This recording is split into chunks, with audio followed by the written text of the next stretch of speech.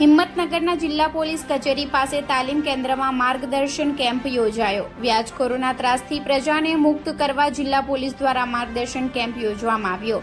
જિલ્લા પોલીસ વડાના અધ્યક્ષસ્થાને માર્ગદર્શન કેમ્પ યોજાયો। તમામ બેંકના લોન વિભાગના અધિકારીઓની ઉપસ્થિતિમાં કેમ્પનું આયોજન કરવામાં આવ્યું હતું।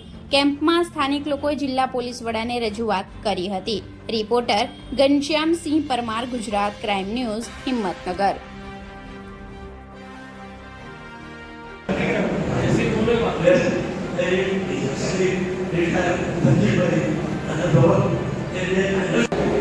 भाई आवाज ना करो।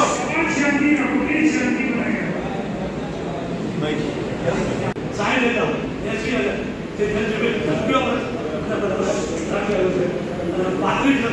पैसा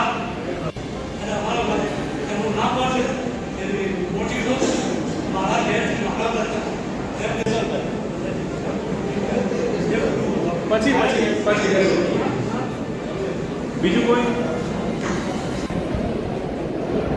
भाई शांति जाळवજો तो વાત સંભળાશે, કોઈ રજૂઆત હશે તો તમે અંદર